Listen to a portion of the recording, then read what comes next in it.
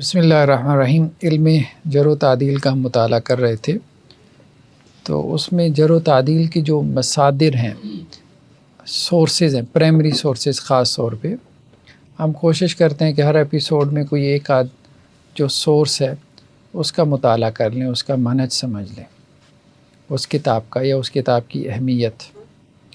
تو نیکسٹ جو کتاب ہے ہمارے سامنے وہ ہے الکامل فی ضعفاء الرجال، یعنی ضعیف راویوں کے بارے میں ایک کامل مطلب ایک کمپریہنسو قسم کا انسائکلوپیڈیا آپ کہہ لیں، ٹھیک ہے۔ تو یہ ابن عدی کی کتاب ہے، ابن عدی جرجانی کی، متوفی 365 ہجری۔ تو مازن بن محمد سرساوی جامع ازہر میں یہ استاذ الحدیث ہیں، تو ان کی جو ہے وہ آپ کہہ لیں کہ جی محنت سے یہ پبلش ہوئی ہے۔ اس پہ تقدیم بھی لکھی ہے ابو اسحاق حوینی نے اور احمد محمد عبد الکریم نے۔ تقدیم مطلب مقدمہ جیسے کہتے ہیں۔ تو مکتبۃ الرشد سے یہ پبلش ہوئی ہے، جو ہے وہ اپنا ریاض سے۔ اچھا جی، یہ شروع میں تو ان کا مقدمہ ہے حوینی کا۔ اس کے بعد اگر ہم آگے چلیں تو کچھ چیزیں ہم دیکھ لیتے ہیں بس جلدی جو ہے، اس کے بعد ہم کتاب کا مطالعہ کرتے ہیں۔ سب سے پہلے تو جو صاحب کتاب کا مقدمہ ہے اس میں انہوں نے جو ہے وہ ایک تو ان کی بایوگرافی کا ذکر کیا ابن عدی کا، عبداللہ بن عدی بن عبداللہ بن محمد بن مبارک، ابن القطان کے نام سے بھی معروف ہیں، جرجانی بھی ان کو کہتے ہیں، ٹھیک ہے۔ ابن عدی کے نام سے بھی معروف ہیں، جرجان میں پیدا ہوئی، یعنی ایران کا یہ ایک علاقہ ہے، تو اس لیے عربی النسل نہیں تھے۔ اکثر و بیشتر آپ دیکھتے ہیں بڑی تعداد ہے فقہاء اور محدثین میں جو عربی النسل نہیں تھے، عجمی تھے۔ تو عجمی ہونے کی وجہ سے ان کی زبان کے بھی مسائل تھے، عربی زبان اچھی نہیں تھی، بلکہ بعض نے کہا کہ بری تھی۔ سو خیر بہرحال مطلب یہ ہے کہ جو ایک سٹرکچر ہوتا ہے نا جملے کا، وہ اتنا اچھا اور عمدہ نہیں تھا۔ باقی وکیبلری کی بھی مسائل آ جاتے ہیں، ٹھیک ہے۔ تو 277 ہجری میں 277 میں ان کی پیدائش ہوئی، اور اسی سن میں ابو حاتم رازی جو تھے ان کی وفات ہوئی تھی۔ ان کے اساتذہ میں کہا جاتا ہے کوئی 1000 سے زیادہ ان کے اساتذہ ہیں، اور یہ اس زمانے میں عام تھا 1000 استاد۔ 1000 تھوڑے نہیں ہوتے، اچھے خاصے ہوتے ہیں 1000 استاد، کسی کے 2000، ٹھیک ہے۔ مطلب جس سے بھی انہوں نے حدیث لی باقاعدہ اس کی مجلس میں بیٹھ کے، ٹھیک ہے۔ تو ان کے معروف اساتذہ میں امام طبری ہیں، ابن جریر طبری، ابو یعلا موصلی ہیں، امام نسائی ہیں، امام طحاوی ہیں، ابن منذر ہیں، ابن ابی داؤد ہیں، امام بغوی ہیں، ٹھیک ہے۔ تو یہ ان کے معروف اساتذہ میں سے ہیں۔ اہل علم نے جو ان کی تعریف بیان کی اس میں کافی سارے یہ اقوال لے کے آئے ہیں، جیسے کہ یہ ابن عساکر کا قول کہ صاحب تصنیف تھے، حافظ تھے، ثقہ راوی تھے، لیکن ان کی زبان میں لحن تھا، غلطیاں ہیں ان کی، مطلب عربی ان کی اتنی صاف نہیں ہے، ٹھیک ہے۔ تو خیر اس سے کوئی مقام اور مرتبہ کم نہیں ہو جاتا۔ یہ کافی لوگ جو کہ حدیث کی طرف آئے اور جو فقہ کی طرف بھی آئے، جو عجمی النسل تھے، ان کی زبان میں لحن کا مسئلہ ہمیں نظر آتا ہے، پایا جاتا ہے، ٹھیک، تو اس کو نظر انداز کیا جاتا ہے۔ تو وفات ان کی 365 میں ہوئی۔ ابو بکر اسماعیلی انہوں نے ان کا جنازہ پڑھایا۔ تو اب ان کی کتاب کے اوپر جب تبصرہ شروع ہوا تو سب سے پہلی بحث آ گئی کتاب کے نام کے حوالے سے، کتاب کا نام کیا ہے۔ عام طور پہ معروف نام الکامل ہے، الکامل لابن عدی، بعض نے کہا الکامل فی معرفت الرجال، ٹھیک ہے، یعنی رجال سے مراد رجال الحدیث، حدیث کے جو رجال ہیں ان کی جو ہے وہ بایوگرافیز میں. بعض نے کہا الکامل فی معرفت الضعفاء، ٹھیک ہے. بعض نے کہا کہ الکامل فی معرفت الضعفاء والمتروکین، یعنی جن راویوں کو ترک کر دیا گیا، ضعیف اور متروک راوی. بعض نے وعلل الحدیث کا بھی اضافہ کیا کیونکہ انہوں نے حدیث کی علتیں بھی بیان کی. ابن تیمیہ نے کہا الکامل فی اسماء الرجال، راویوں کے نام، ٹھیک ہے. تو الکامل فی ضعفاء المحدثین وعلل الحدیث یہ بھی لکھا ہوا ہے بعض نسخوں کے اندر، ٹھیک ہے. یعنی محدثین میں سے جو ضعیف راوی ہیں ان کا انڈیکس اور حدیثوں کی علتوں کا بیان. الکامل فی ضعفاء الرجال یہ ان کی کتاب کے مقدمے میں لکھا ہوا، یہی نام زیادہ معروف ہوا. تو بعض اوقات ایک کتاب کئی ایک ناموں سے جو ہے وہ معروف ہو جاتی تھی. تو ابو یعلا الخلیلی نے مطلب ان کی کتاب کی بھی تعریف ہوئی، جیسے خود ان کے بارے میں اچھے اقوال ملتے ہیں، ان کی کتاب کی مقام اور مرتبے کے بارے میں بھی کہ یہ اس فن میں ایک اہم کتاب ہے. ابو یعلا خلیلی نے کہا کہ اس جیسی کوئی تصنیف اس فن میں ہمیں دیکھنے کو نہیں ملتی، یعنی اسماء الرجال میں، جرح و تعدیل میں، ٹھیک ہے. امام ابن تیمیہ نے بھی کہا کہ اس جیسی کتاب اس فن میں نہیں ملتی. امام ذہبی نے بھی کہا کہ الکامل فی معرفت الضعفاء فی غایت الحسن، مطلب انتہا درجے کی بہترین کتاب ہے، ٹھیک ہے. اور میدان میں یہ بھی کہا کہ اکمل الکتب و اجلها، جلیل القدر بڑی کتابوں میں سے. نہیں اجل مطلب جلیل سے، ٹھیک ہے. امام سخاوی نے بھی یہی کہا الیہ المنتہا فی الجرح، جرح و تعدیل میں جسے ہم کہتے ہیں اخیر درجے کی کتاب ہے. حاجی خلیفہ نے بھی یہی بات کہی ہے، اکمل کتب الجرح والتعدیل، جرح و تعدیل میں جو مطلب بہترین کتابیں ان میں سے ایک ہے. قطانی نے بھی یہی کہا ہوا اکمل کتب الجرح، کہ جرح و تعدیل کی بہترین کتاب ہے. متقدمین اور متاخرین نے اس پہ اعتماد کیا. تو مطلب یہ ہے کہ جرح و تعدیل میں جو ہے وہ ایک بنیادی کتاب ہے ابن عدی کی. منہج کیا ان کا اپنی کتاب میں؟ سب سے پہلے تو مقدمہ لے کر آئے ہیں، لمبا چوڑا ان کا مقدمہ ہے، کئی سو صفحات پر ہے. اس میں وہ روایتیں لے کر آئے ہیں، ٹھیک ہے. مطلب وہ ہم دیکھتے ہیں تھوڑا سا مقدمہ ان کا پھرولتے ہیں. اس میں اللہ کے نبی صلی اللہ علیہ وسلم سے روایتیں لے کر آئے ہیں کہ آپ علیہ السلام کی طرف جھوٹ بولنا جو ہے اس کی برائی، اس کی شناعت مثال کے طور پہ. پھر جرح و تعدیل کے حوالے سے صحابہ، تابعین، تبع تابعین کے اقوال یا ان کے راویوں کے اوپر تبصرے وہ لے کر آئے. تو پہلی چیز تو اس میں مقدمہ ہے، یہ ایک مطلب خاص چیز ہے اس کتاب کی. مقدمہ پڑھنے کے لائق ہے، میں نے دیکھا ہے، ہاں وہ مقدمہ پڑھنے کے لائق ہے. مطلب اس میں کافی معلومات انہوں نے دی ہیں. پھر انہوں نے جو ہے آگے اپنی کتاب کا منہج بھی اس مقدمے میں بیان کیا، جس میں یہ ہے کہ صرف ضعیف راویوں کو انہوں نے نہیں بیان کیا. الکامل فی ضعفاء رجال صرف ضعیف راویوں کی کتاب نہیں ہے، یعنی ان راویوں کو بھی انہوں نے اس میں ذکر کر دیا ہے کہ جن کے بارے میں کوئی کلام تھا، جنہیں متکلم فی کہتے ہیں. یعنی کچھ نے ان راویوں کو عادل کہا تھا، کچھ نے ان کو ضعیف کہا تھا. تو ان کے نزدیک بھی اگر وہ عادل تھے، لیکن اس کے باوجود چونکہ بعض اوروں نے ان پہ کلام کیا تو ان راویوں کو انہوں نے اپنی کتاب کا حصہ بنایا. تو ایک بات یہ بھی اہم ہے کہ صرف اس میں ضعیف راویوں کا بیان نہیں ہے، یعنی اس کتاب میں آ جانے کا مطلب یہ نہیں ہے کہ کوئی راوی ضعیف ہے. یہ بات متکلم فی ہو سکتا ہے. تیسری بات یہ ہے کہ اس میں انہوں نے اصحاب رسول کا بھی ذکر کیا، لیکن خود ہی وضاحت کر دی.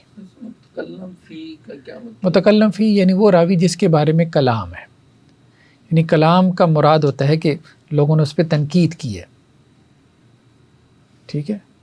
یہاں کلام سے مراد یہ جرح و تعدیل میں کلام سے مراد عمل مذموم معنی ہے، مذموم معنی ہے کہ مطلب اس پہ تان کی گئی ہے، ٹھیک ہے، اس پہ نقد کی گئی ہے. تیسری بات یہ کہ انہوں نے اصحاب رسول کا بھی تذکرہ کیا نا اپنی کتاب کے اندر، بعد اصحاب رسول کا. لیکن مقدمہ میں یہ بات واضح کر دی کہ اصحاب رسول کو میں اس لیے نہیں لایا کہ ہمارے نزدیک وہ کوئی ضعیف راوی ہیں یا کسی نے ان پہ کلام کیا، نہیں، بلکہ ان اصحاب رسول کو ہم لے کر آئے ہیں کہ جن سے ایسی روایات مروی ہیں جن روایات کی اسناد میں کلام ہے، اور یہی امام بخاری علیہ رحمہ کا بھی منہج ہے۔ امام بخاری نے بھی اپنی الضعفاء میں بعض اصحاب کا تذکرہ کیا ہے، اور اسی منہج کی بنیاد پہ کہ ان سے مروی کچھ روایات کی اسناد جو ہے ان پہ اطلاع دینے کے لیے کہ یہ سندیں کمزور ہیں، تو وہاں اصل نقد سندوں کے اوپر ہے یا ان کی علل کے اوپر ہے۔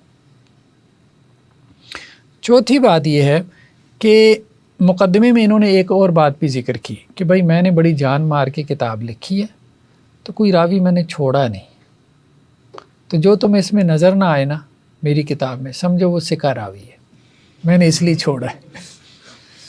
تو یہ بات ٹھیک ہے کہ بہت جان ماری ہے، لیکن انہوں نے اس میں کہا ہے کہ نہیں، راوی ان سے پھر بھی رہ گئے۔ کوئی بھی بات کام کامل نہیں ہوتا، اگرچہ نام انہوں نے کامل رکھا ہے، الکامل رکھا ہے، ٹھیک ہے، ہاں ٹھیک ہے، لیکن اس کے باوجود انسانی کاوش ہے نا۔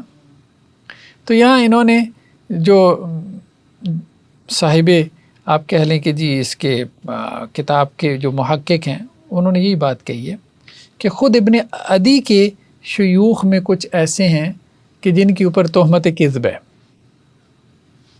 تو انہوں نے اپنے ان شیوخ کا تذکرہ جو ہے وہ اپنی کتاب میں نہیں کیا، تو مطلب یہ ہے کہ وہ رہ گئے ہیں نا، کیونکہ انہوں نے یہ ٹھیک ہے ان کے نزدیک وہ ثقہ ہو سکتے ہیں، لیکن انہوں نے کہا ہے مقدمے میں کہ میں نے متکلم فی کو بھی بیان کیا جس کے بارے میں کلام تھا، ٹھیک ہے، جیسے انہوں نے کہا جی احمد بن عیسیٰ، حمزہ بن اسماعیل۔ اب ویسے دوسری جو کتاب و ضعفاء ہیں ان میں دیکھیں ان کے تراجم بایوگرافیز آپ کو مل جائیں گی انٹریز احمد بن عیسیٰ اور حمزہ بن اسماعیل کی، لیکن ابن عدی کے ہاں آپ کو نہیں ملیں گی۔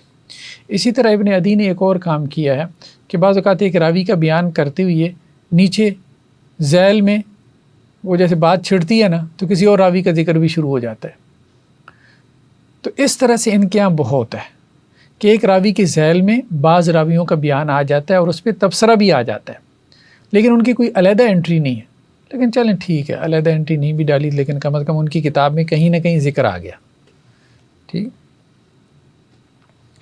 لیکن اس سے پتہ چلتا ہے کہ جی علیحدہ انٹری ہونی چاہیے، اس کی وجہ یہ ہے کہ انڈیکس میں جا کے دیکھنا ہے نا، آج کسی نے دیکھنا ہے، اسے تو نہیں پتہ کہ اس راوی کی ذیل میں اس راوی پہ بحث موجود ہے، کسی کو نہیں، الا یہ کہ وہ شاملہ میں جا کے سرچ مارے گا تو پھر تو چلے ٹھیک ہے وہ نکال لے گا، ویسے تو وہ نہیں نکال پائے گا نا، ٹھیک۔ اب جیسے انہوں نے کہا کہ جیسے محمد بن علی بن خلف ہے، تو اس کا تذکرہ انہوں نے حسن الاشکر کی جو ہے وہ ترجمے میں کیا ہے کہ منکر روایتیں جو ہے وہ بیان کرتا ہے، لیکن خیر بہرحال یہ جو محقق ہیں انہوں نے کہا کہ جی میں نے ایسے راویوں کی فہرست بنا دی ہے، یہ اس نے اچھا کام کیا کہ جو کسی راوی کے ذیل میں بیان ہوئے تھے، علیحدہ اس کی انڈیکسیشن نہیں تھی، تو یہ ایک چلیں اچھا کام ہو گیا۔ اسی طرح ان کا ایک اور طریقہ کار یہ بھی ہے کہ یہ صرف راوی کا ذکر نہیں کرتے، راوی سے جو روایتیں منقول ہوتی ہیں ان روایتوں کا بھی ذکر کرتے ہیں۔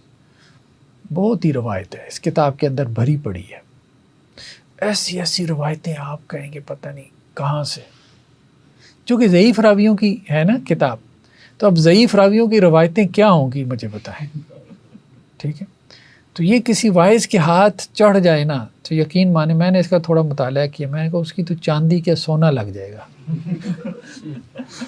اسے وہ کچھ مل جائے گا، اور وہ لکھی بھی عربی میں ہو اور آگے سے سندیں بھی ہوں اور وہ پڑھ رہا ہو مولانا طارق جمیل کی طرح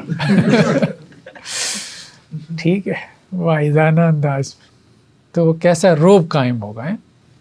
خیر بہرحال، تو ترتیب الکتاب، کتاب کی ترتیب الف بائی ہے، الفابیٹیکلی ہے، یعنی راویوں کو الف بائی ترتیب کے اوپر انہوں نے جمع کیا، لیکن اس کے باوجود پھر درمیان میں ترتیب الف بائی نہیں ہے، کوشش انہوں نے کی ہے، ٹھیک ہے۔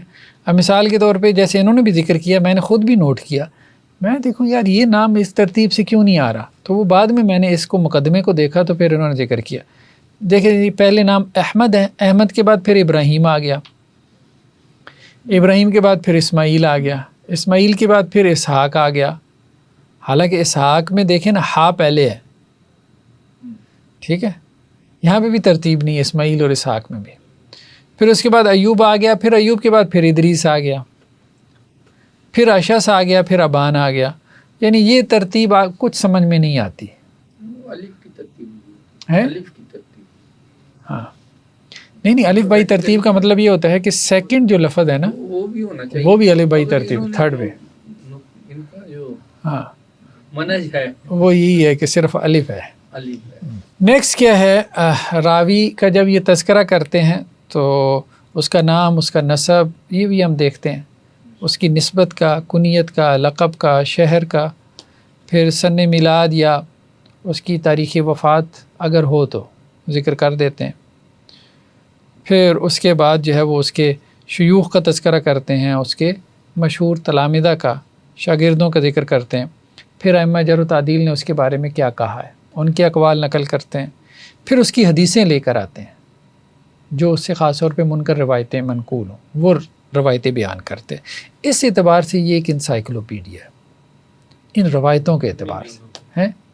کوئی تقریباً ہے 8-9 جلدوں میں. ایک نسخہ میں نے دیکھا ہے 8 جلدوں میں اور ایک 9 جلدوں میں. اب یہ اس کی ایک جلد 576 صفحات کی ہے. ٹھیک ہے، تو مطلب وحیم ہے نا. اگر آپ کہیں کہ جی 8 جلدوں میں بھی ہے تو یہ کم از کم جو ہے وہ 5000 کے 4.5-5,000 صفحات کی ہے.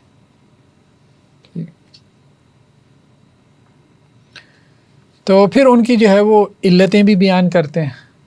پھر راویوں کے اوپر جب تبصرہ کرتے ہیں تو اس میں ائمہ کے جو اقوال بیان کرتے ہیں تو اس میں پھر وہ ترجیح بھی دینا شروع کر دیتے ہیں. اچھا، ان کو معتدل جو ہے وہ ائمہ میں شمار کیا جاتا ہے. ہم نے کہا تھا نا ائمہ جرح و تعدیل 3 قسم کے ہیں. کچھ متساہل ہیں جیسے ابن حبان ہو گیا، حاکم ہو گئے، متساہل شمار ہوتے ہیں. امام ترمذی بھی.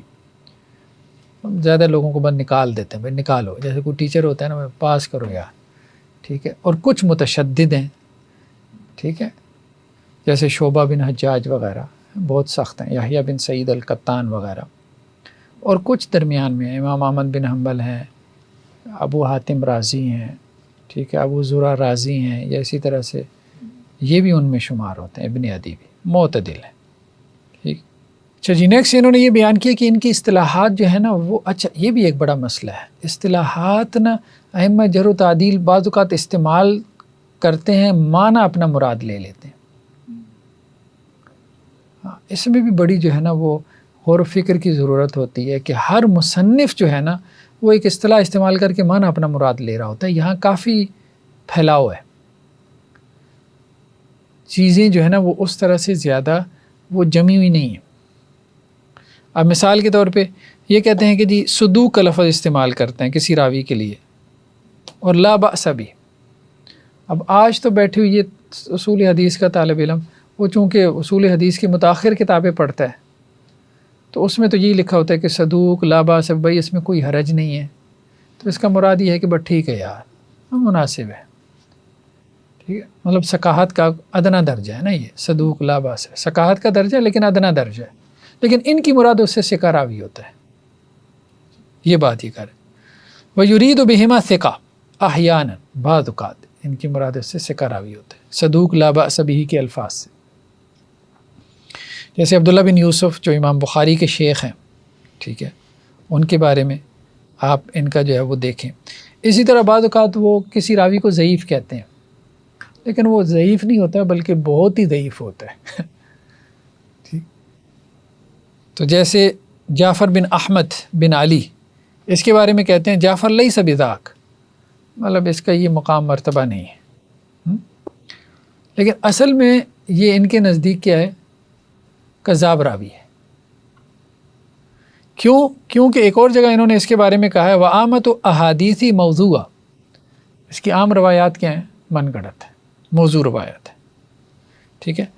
وَكَانَ قَلِيلَ الْحَيَاءِ فِي دَعَاوِيهِ، مطلب شرم حیا اس میں کوئی تھوڑی سی تھی. ٹھیک ہے، خاص طور پہ جو یہ دعوے کرتا تھا کہ میں فلاں سے ملا، فلاں سے ملا، ایسی باتوں میں اسے کوئی شرم نہیں آتی تھی. اسی طرح حدیثیں وضع کرنے میں، گھڑنے میں بھی. اسی طرح حسن بن علی کے بارے میں انہوں نے کہا کہ ضعیف ہے، اور ساتھ ہی اس کے بارے میں کہا کہ حدیثیں گھڑتا تھا. تو مطلب یہ ہے کہ قضا تو ضعیف کہتے ہیں لیکن مراد بڑے درجے کا جو ہے وہ اس کا ذوف ہوتا ہے، اور اس کو لا باس بھی کہہ دیتے ہیں یا کوئی ہلکا لفظ استعمال کرتے ہیں، لیکن بڑی درجے کی اس کی ثقافت مراد ہوتی ہے، یہ مراد ہے۔ اسی طرح جعفر بن عبد الواحد کے بارے میں کہا لین، لین بھی ہلکا سا لفظ ہے، ٹھیک ہے، کمزور ہے، لیکن اس کے بارے میں ساتھ میں یہ بھی کہا کہ جی یہ جو روایتیں نقل کر رہے ہیں نا کلھا بواطیل، باطل روایتیں، باطل مطلب موضوع من گھڑت روایتیں، ٹھیک ہے، منکر روایتیں بیان کرتا ہے، اور اس کے اوپر وضع حدیث کی تہمت بھی ہے، حدیث گڑھنے کی۔ نیکسٹ نقطہ انہوں نے یہ بیان کیا کہ ائمہ جرح و تعدیل کی جب اقوال نقل کرتے ہیں نا تو ان کی وضاحت بھی کرتے ہیں، جیسے ابراہیم بن ہارون، اس کے اوپر تبصرہ کیا کہ ابن معین نے کہا لیس بہ باس یکتب حدیثہ، مطلب اس میں کوئی حرج نہیں، اس کی حدیث لکھی جائے گی۔ یہ بھی ایک درجہ ہوتا ہے راوی کا کہ اس کی حدیث بس لکھ لو ریکارڈ کے لیے، کہیں کام آ جائے گی۔ ہم کس کہتے ہیں یار بات لکھ لو کہیں کام آ جائے گی، اتنی اہم تو نہیں ہے لیکن کہیں کام آ جائے گی تمہارے، تو یہ وہی بات ہے، یحییٰ بن معین نے یہ بات کہی، ٹھیک ہے۔ تو اس پہ تبصرہ کرتے ہوئے انہوں نے کہا کہ جی یحییٰ بن معین کا کہنا یہ ہے کہ یہ ضعیف راویوں میں ہے لیکن اس کی حدیث لکھی جائے گی۔ تو مطلب یہ ہے کہ ائمہ کے اقوال نقل کر کے ان کی جو ہے وہ وضاحت بھی کرتے ہیں، کہنے کا مقصد یہ ہے۔ نیکسٹ آگے ہم چلیں تو اس میں یہاں پہ انہوں نے اپنے منہج کا تذکرہ کیا۔ منہج میں ایک بات انہوں نے کہی ہے کہ جی دیکھیں ان کے کافی سارے نسخے ہم نے اپنے سامنے رکھے، مخطوطے مینوسکرپٹس، قلمی نسخے اس کتاب کی۔ بعض جگہ تو نسخوں کا اختلاف تھا، تو جہاں عبارت ہمیں لگا کہ یہاں ٹھیک ہے تو وہ ہم نے درج کر دی۔ بعض جگہ تو سارے نسخوں میں عبارت غلط تھی، یعنی عربی عبارت جب غلط تھی تو ہم نے پھر وہ غلط نہیں لکھی، ہم نے ٹھیک لکھی ہے، غلط والی ہم نے نیچے حواشی میں لکھ دی ہے، ٹھیک ہے۔ تو یعنی اب آپ کو عبارت کی غلطی نظر نہیں آئے گی، متن میں غلطی نہیں نظر، ہاں مطلب وہ محقق نے ٹھیک کر دیا۔ اور اس نے کہا کہ جی دیکھیں ہم سے پہلے حافظ امام ذہبی نے بھی یہی کام کیا، انہوں نے بھی ان پہ تبصرہ کیا کہ ان کی نہ عربی ٹھیک نہیں، بلکہ یہ کہا کہ میزریبل ہے، تو خود ان کی عبارتیں امام ذہبی ٹھیک کرتے رہے، یعنی اپنے طور پہ ٹھیک لکھتے رہے کہ یار اب ہم یہ بات اس طرح سے کیسے نقل کریں۔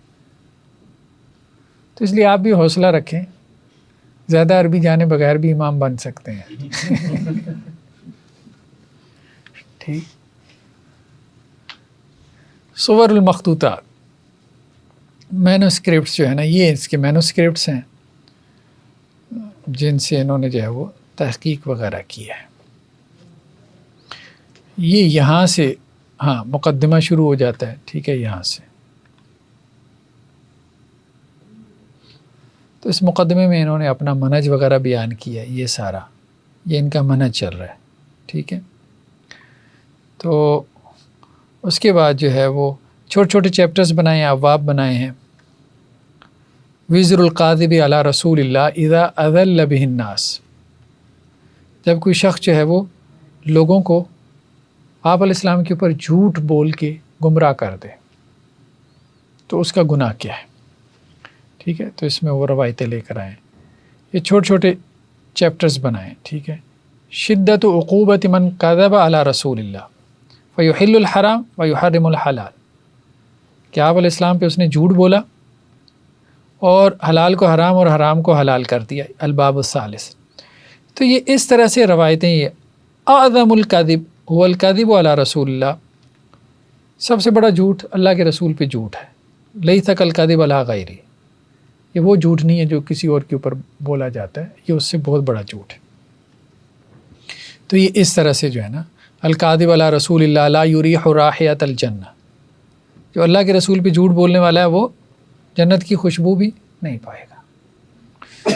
تو یہ ابواب اسی طرح سے چلتے رہتے ہیں، ٹھیک ہے۔ ما یستوجب الکاذب علی رسول اللہ من لعنۃ اللہ والملائکۃ والناس، کہ جو اللہ کے رسول پہ جھوٹ بولتا ہے اس کے اوپر اللہ اور اس کے رسول کی لعنت، یعنی وہ اللہ اور اس کے رسول کی لعنت کا مستحق ہو جاتا ہے، ٹھیک ہے۔ اتقاء حدیث رسول اللہ الا ما یعلمہ ویعرف ویتیقن، اللہ کے رسول صلی اللہ علیہ وسلم کی حدیث بیان کرنے سے بچے، الا یہ کہ اسے اس کا علم ہو، اس کی معرفت ہو یا اس کا تیقن ہو کہ یہ اللہ کے رسول کی حدیث ہے. یعنی اگر شک میں بھی ہے نا کہ پتہ نہیں، وہ تو انسان کہتا بھائی پڑھا تھا، نہیں، آپ علیہ السلام کی طرف نسبت کر رہا ہے، یہ دین بن جائے گی. اس لیے اس میں احتیاط کرے، بغیر تیقن کے بات نہ کرے. ٹھیک. تو یہ اسی طرح سے چیپٹرز آگے چلتے رہتے ہیں. تحریم الکذب علی رسول اللہ، اللہ کے رسول صلی اللہ علیہ وسلم کے اوپر جو ہے وہ جھوٹ باندھنا. مختلف چیپٹرز اس نام سے جو ہے نا یہ لے کر آئے.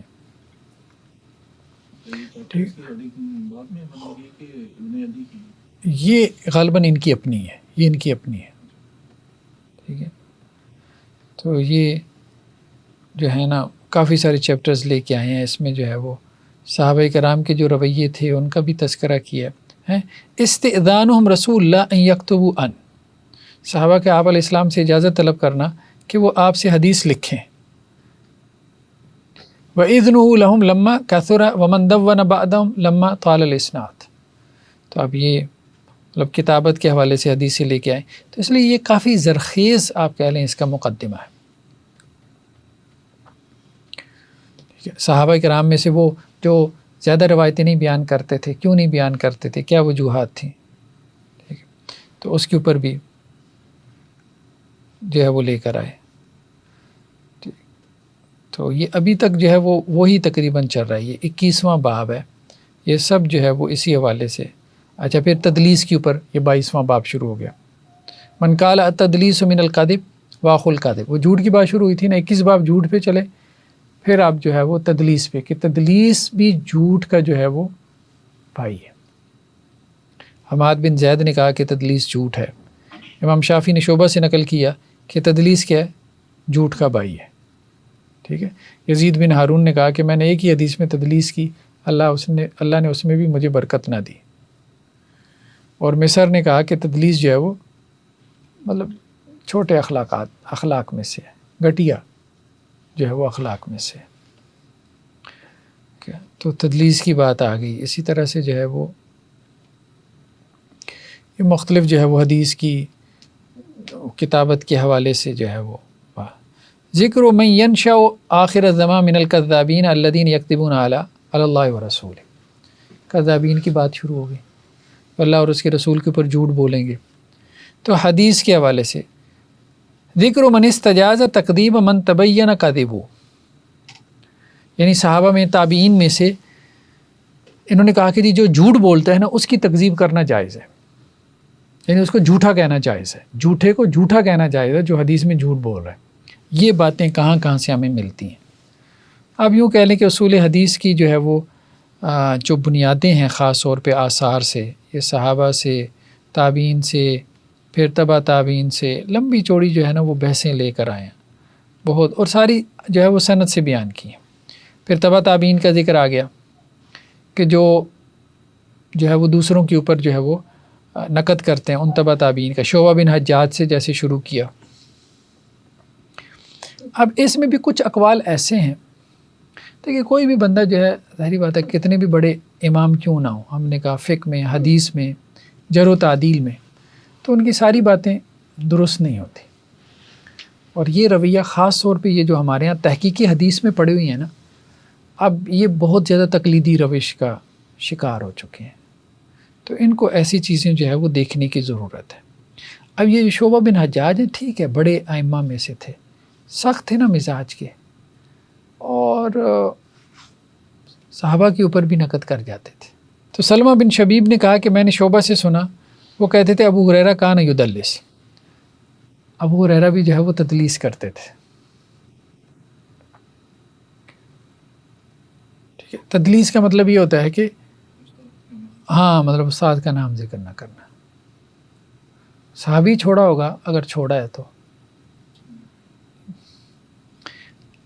قتادہ کے اوپر بھی انہوں نے تنقید کی، یہ تو ہم نے پڑھا بھی تھا کہ جب میں قتادہ کے پاس بیٹھا ہوتا تھا تو میں ان کے ہونٹوں کی طرف دیکھتا تھا، ٹھیک ہے، کہ انہوں نے کیا کہا ہے، حدثنا کہا ہے یا حدث تو کہا ہے، ٹھیک ہے، تو اس کے مطابق میں پھر دیکھتا تھا. اسی طرح جو ہے وہ نظر بن شمیل کہتے ہیں کہ میں نے شعبہ سے سنا، مطلب میں ان کی مجلس میں بیٹھا تھا، تو انہوں نے کہا آؤ غیبت کرتے ہیں لیکن اللہ کے لیے مطلب اس معاملے میں نا یہ کافی جری تھے، ٹھیک ہے، راویوں پہ جرا کے معاملے میں جری تھے، تو باقاعدہ کہتے تھے آؤ یار مل کے غیبت کرتے ہیں ان کی، لیکن یہ فی سبیل اللہ ہے بلکہ یہاں ایک اور روایت لے کر آئے شیم سے، کہتے ہیں کنہ ندعو مجالست شعبہ، ہم نے شعبہ کی مجلسیں چھوڑ دیں علیہ رحمہ، لأنه كان يدخلنا في الغیبہ، کہ ہمیں لگتا تھا کہ وہ ہمیں غیبت میں داخل کر رہے ہیں۔ اگلی جو روایت ہے یزید بن ہارون سے، کہتے ہیں کہ اگر تم شعبہ کو دیکھ لو تو شاید تم ان سے نہ لکھ پاؤ، کیونکہ بہت ہی عیب بیان کرتے تھے، عیب جو تھے۔ ایک ہوتا ہے نا بندہ کرٹیسائز کرے، اب جیسے مطلب ایک ہوتا ہے معتدل سا مطلب تبصرہ کرنا ہے، جیسے امام بخاری، ٹھیک ہے، معتدل سا تبصرہ ہوتا ہے اور اچھے آپ کہہ لیں کہ جی الفاظ کے اندر نپے تلے انداز میں۔ اب یہ مطلب جسے کہتے ہیں گھر تک چھوڑا ہے، تو اپنے بارے میں بھی ان کے تبصرے بہت سخت ہوتے تھے۔ تو حضرت عبداللہ بن مسعود کے بارے میں کہتے ہیں کان حلافن، بہت ہی قسمیں اٹھاتے تھے، مطلب وہ جیسے ایک بندہ نا کوئی زیادہ جری ہوتا ہے نا، تو ایسی بات جو ہے وہ لحاظ نہ کرنا، لیکن یہ بھی تھا حرص اتنی تھی۔ اچھا ایک اور مسئلہ تھا ان میں ائمہ جرح و تعدیل میں، کہ جو علم ہمیں ملا ہے نا وہ دوسرے کو نہ ملے اچھا یہ بھی ان میں مسئلہ تھا، حالانکہ یہ نہیں ہونا چاہیے تھا، لیکن بہرحال آ گیا، ٹھیک۔ تو یہاں پہ جو ہے یہ محمد بن جابر کہتے ہیں کہ میں بصرہ میں آیا تو میرے پاس شعبہ بن حجاج آئے، تو مجھے کہنے لگے مجھے وہ والی حدیث بیان کرو قیس بن طل کی، مس ذکر کے بارے میں قیس بن طل کی ہے تو وہ مجھے بیان کرو، تو میں نے بیان کی، تو مجھے کہنے لگے کہ اللہ کے نام پہ تمہیں میں ایک واسطہ دیتا ہوں، جب تک بصرہ میں ہونا میرے علاوہ کسی کو یہ نہیں بیان کرنی، ٹھیک، تو مطلب باقی کسی نے سننی ہے تو مجھ سے سنیں۔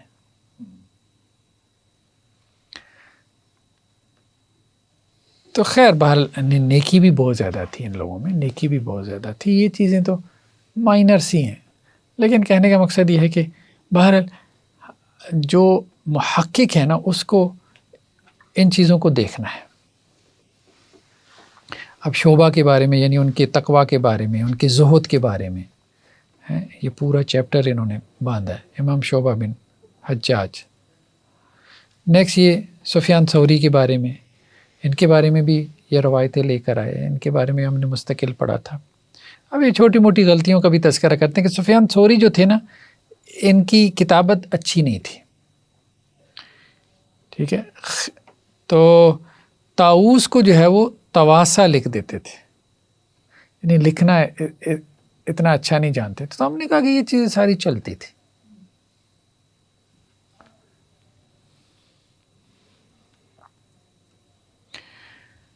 پھر سفیان ثوری ان کی بھی علم کا انہوں نے تذکرہ کیا، ٹھیک ہے، اور علم کے لیے ان کا جو ہے وہ جو بھی حرص تھی ان کی اس کا بھی ذکر کیا، امام مالک کا ذکر کیا، ٹھیک ہے۔ اب اس میں بھی جو ہے وہ یہ بات ہم نے شاید پہلی بھی پڑھی ہے کہ بشر بن عمر زہرانی نے امام مالک سے سوال کیا کسی راوی کے بارے میں، تو امام مالک نے کہا کہ میری کتابوں میں تمہیں ملا ہے؟ تو اس نے کہا جی نہیں، تو انہوں نے کہا اگر سکہ ہوتا تو میرے یہاں مل جاتا، لو کان سکہ لرائے تو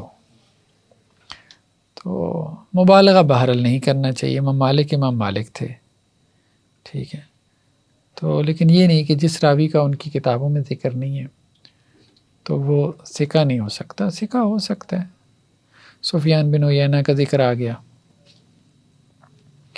ٹھیک ہے، کہ امام احمد بن حنبل نے کہا کہ میں نے سفیان بن عیینہ سے سنا جب تمہارا کسی معاملے میں اختلاف ہو جائے تو اہل الجہاد کی طرف دیکھو، یعنی مجاہد عالم کا فتویٰ پکڑو، ٹھیک ہے، ان کی ایک رائے تھی، یہ زمانہ تو مجاہد جو ہے نا وہ زیادہ تر علم سے فارغ ہی ہوتا ہے، صحیح بات ہے، ٹھیک ہے، تو فتویٰ جو ہے جن کا اسپیشلائزیشن علم ہے انہی سے لینا چاہیے۔ اس کا کوئی یہ تعلق اس سے نہیں ہے کہ جی اگر کوئی جو ہے وہ سرحدوں کے اوپر جہاد کر رہا ہے، ٹھیک ہے، یہ اس کی ایک اچھی چیز ہے، تو اب اس کا فتویٰ درست ہوگا۔ اس کی یعنی وجہ کیا ہے کہ اب لوگ جو ہیں وہ پولی میتھ نہیں پیدا ہوتے کہ وہ اب وہ کسی ایک ہی چیز میں ہوں گے۔ اب بہت زیادہ علماء ہوتے ہیں وہ یعنی باقی پریکٹیکلی ہر چیز سے فارغ ہوتے ہیں۔ ایسے ہی ہے، علم والے ایک طرف ہو گئے، عمل والے دوسری طرف ہو گئے، یہ تحریکی ہے، یہ علمی ہے، ہاں یہ ڈویژن پیدا ہو گئی، یہ بات ٹھیک ہے۔ یحییٰ بن سعید القطان کا تذکرہ آ گیا، عبداللہ بن مبارک کا آ گیا، جتنے بڑے بڑے جو ہے نا وہ ٹھیک ہے۔ یہاں پہ روایت لے کر آئے ہیں کہ یحییٰ نے یہ بات کہی ہے کہ جو حدیث میں خطا نہیں کرتا وہ جھوٹا ہے۔ جس کو دیکھو نا کہ اس سے حدیث بیان کرنے میں غلطی نہیں ہوتی تو سمجھ لو کذاب راوی ہے، یعنی یہ تو یہاں تک سوچتے تھے، خطا لازمی حصہ انسان ہے۔ ٹھیک، یحییٰ بن معین سے ہے کہ قابل تعجب بات یہ نہیں ہے کہ ایک آدمی حدیث بیان کرتا ہے اور جو ہے وہ خطا کرتا ہے، ٹھیک ہے، یہ کوئی قابل تعجب بات نہیں ہے۔ قابل تعجب بات یہ ہے کہ وہ حدیث بیان کرتا ہے اور خطا نہیں کرتا، یہ قابل تعجب بات ہے۔ یہ کیسے ممکن ہے کہ حدیث بیان کرے اور خطا نہ کرے؟ انما اعجب ممن یحدث فیصیب، حدیث بیان کرے اور ہر دفعہ ٹھیک بیان کر جائے، یہ قابل تعجب ہے، کوئی معصوم تو نہیں۔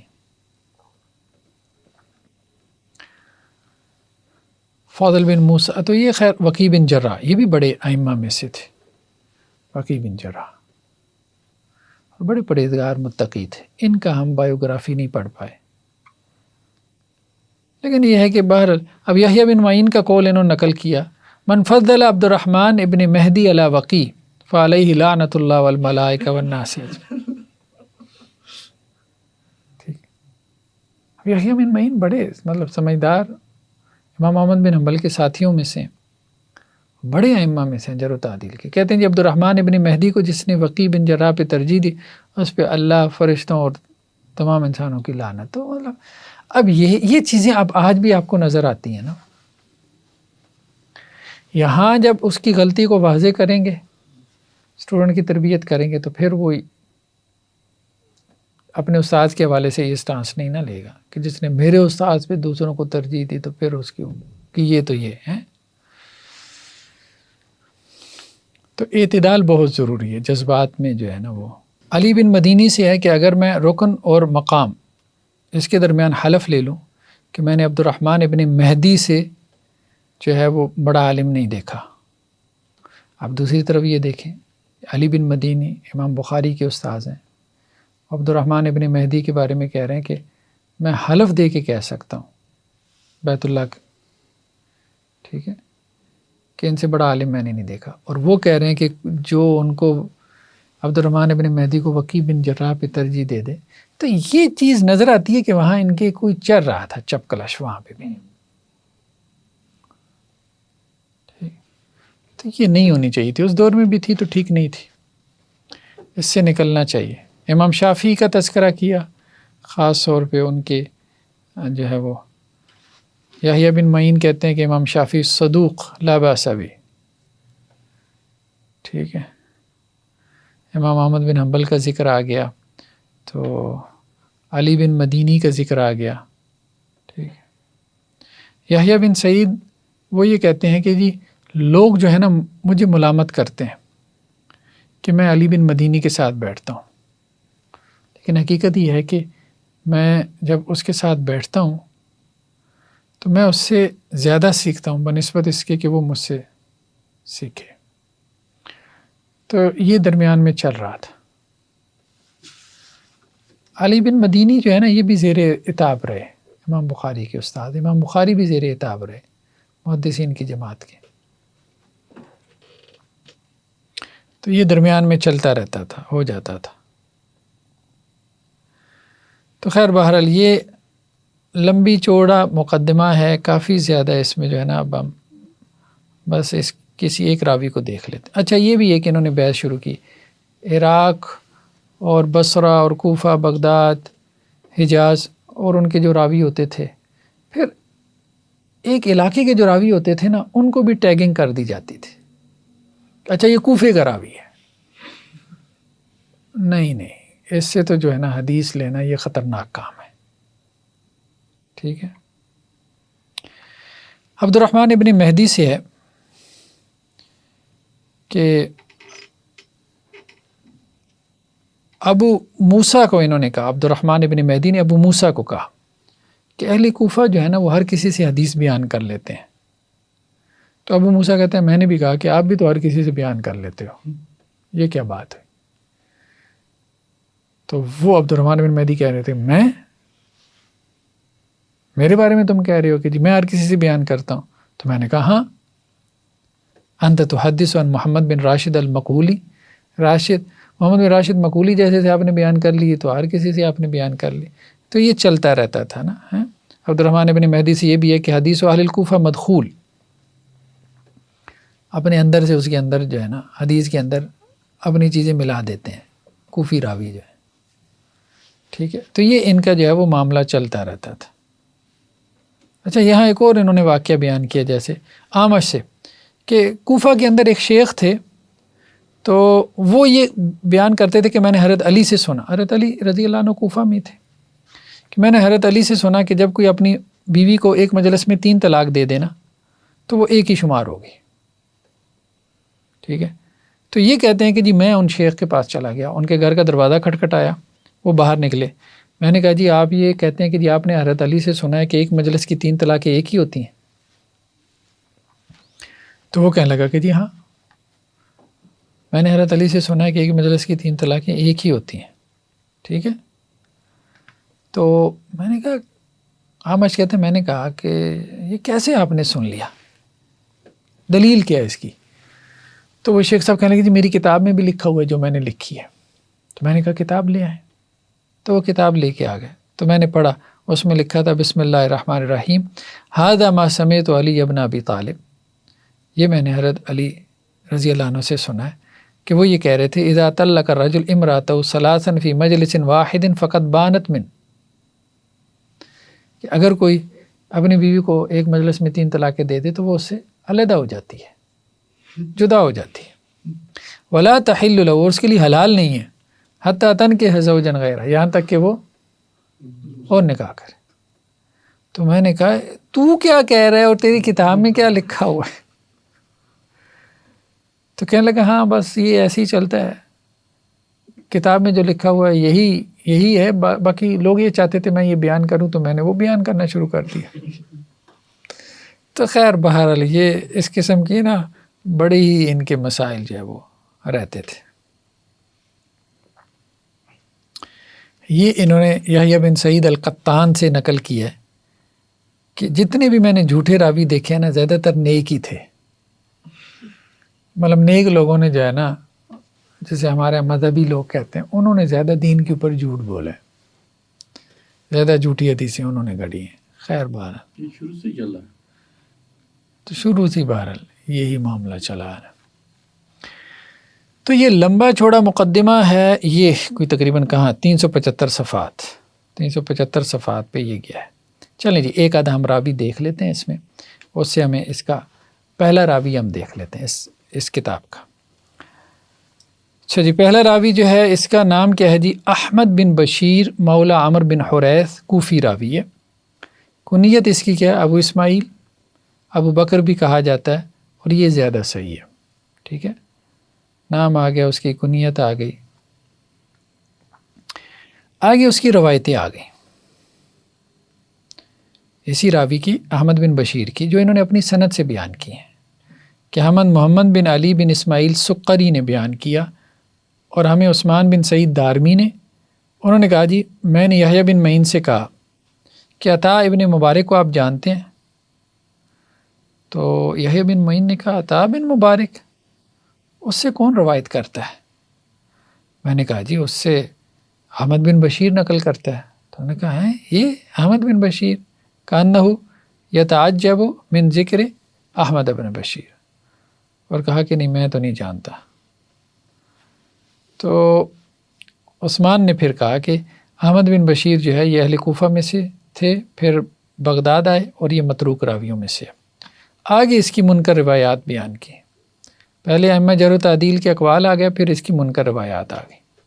اس کی منکر روایتوں میں کیا احمد بن بشیر کی، اب یہ پوری سند ہے نا، احمد بن بشیر نے اعمش سے، وہ سلمہ بن کوہیل سے، وہ عطا سے، وہ جابر سے، وہ اللہ کے رسول سے. تعبد رجل فی صومہ، ایک آدمی نے جو ہے وہ گرجے میں عبادت کی. تو فمطرت السما، بارش ہوئی، اس سے جو ہے وہ کوئی گھاس پھوس ہوگا. تو اس نے ایک گدھے کو دیکھا جو کہ چر رہا تھا گھاس پھوس کے اندر، یعنی اس زاہد نے، عبادت گزار نے. تو اس نے کہا میرے پروردگار، اگر آپ کا کوئی گدھا ہوتا تو میں اس کو بھی چراتا. تو یہ بات جو ہے وہ وقت کے نبی کو پہنچی. تو بنی اسرائیل کے جو وقت کے نبی تھے، ان کو جب اس قول کی خبر ملی تو انہوں نے اس کے خلاف بد دعا کرنی چاہی. تو اللہ نے ان کی طرف وحی کی کہ میں نے اپنے بندوں کی عقل کے مطابق ان کے لیے معاملات کو جائز رکھا ہے. مطلب یہ ایک منکر روایت ہے. تو قال شیخ وہذا حدیث منکر لا یرویہ بہذا الاسناد غیر احمد بن بشیر، احمد بن بشیر کے علاوہ کوئی اس روایت کو بیان نہیں کرتا. ٹھیک ہے. اگلی روایت بھی اسی طرح کی ہے. یہ بھی جو ہے وہ ابو طاہر نے ہم سے بیان کیا، اور ان سے یحییٰ بن سلیمان نے، ان سے احمد بن بشیر نے، ان سے مصر نے، علقمہ و ابن بریدہ، وہ اپنے والد سے، وہ اللہ کے رسول سے، کہ اگر وزن کر لیا جائے کن کے آنسوؤں کا، آدم کے آنسوؤں کا، ان کی تمام اولاد کے آنسوؤں سے، تو جو حضرت آدم علیہ السلام ہے ان کے آنسوؤں کا وزن بھاری پڑ جائے گا. تو یہ بھی انہوں نے یہاں پہ یہی تبصرہ کیا کہ یہ حدیث لم یأتی بہ عن مصر موصولا غیر احمد بن بشیر، احمد بن بشیر کے علاوہ کوئی اس کو موصول روایت کے طور پہ بیان نہیں کرتا، باقی سب اس کو منقطع روایت کے طور پہ بیان کرتے ہیں. اگلی روایت بھی اسی طرح سے ہے کہ لو عدل بقاء اہل الارض ببقاء داود ما عدلہ، تمام لوگوں کا جو رونا ہے وہ داؤد علیہ السلام کے رونے کے برابر نہیں ہو سکتا. اور داؤد علیہ السلام کا رونا جو ہے وہ اپنا آدم علیہ السلام کے رونے کے برابر نہیں ہو سکتا. تو مطلب وہ جو قصہ گو، جو ایک آپ کہہ لیں کہ جی منظر بناتے ہیں، ٹھیک ہے، کسی کو رلانے کے لیے، تو وہ اس طرح کی روایتیں. تو اس میں بھی تبصرہ انہوں نے کیا کہ یہ دونوں حدیثیں جو ہیں یہ منکر روایات ہیں احمد بن بشیر کی. اچھا، ایک اور روایت یہ لے کر آئے ہیں، اب اس پہ انہوں نے تبصرہ نہیں کیا، صرف روایت بیان کر دی ہے. یہ احمد بن بشیر سی ہے کہ آپ علیہ السلام نے فرمایا جس قوم میں ابو بکر ہوں تو اس میں کسی اور کو امامت نہیں کروانی چاہیے. اور پھر یہ بھی ہے سیدہ عائشہ رضی اللہ عنہ سے ہے کہ آپ علیہ السلام اکثر یہ دعا کرتے تھے کہ اللہ میرے رزق کے اندر جو ہے وہ وسعت عطا فرما. اچھا، یہاں پہ انہوں نے تبصرہ کیا کہ یہ دونوں حدیثیں بھی عیسیٰ بن میمون قاسم سے، وہ احمد بن بشیر سے نقل کرتے ہیں، اور کوئی تبصرہ نہیں کیا. ٹھیک ہے. یہ بھی روایت کے لیے اللہ میری امت کے صوبوں میں جو ہے وہ برکت ڈال. تو اس طرح لا حول ولا قوت الا باللہ جنت کے خزانوں میں سے ایک خزانہ ہے. یہ بھی احمد بن بشیر کی روایت ہے. تو اس طرح سے انہوں نے مطلب ایک راوی لیا، اس کے بارے میں اس کی روایات، خاص طور پہ اس کی روایات اور منکر روایات، اور اس کے اوپر پھر تبصرہ کیا. یہ کتاب کا منہج ہے. اور اسی طرح سے جو ہے وہ یہ آگے آپ دیکھتے ہیں کہ منہج جو ہے وہ اس کا چل رہا ہے. چلیں جی، سبحانک اللہم و بحمدک نشہد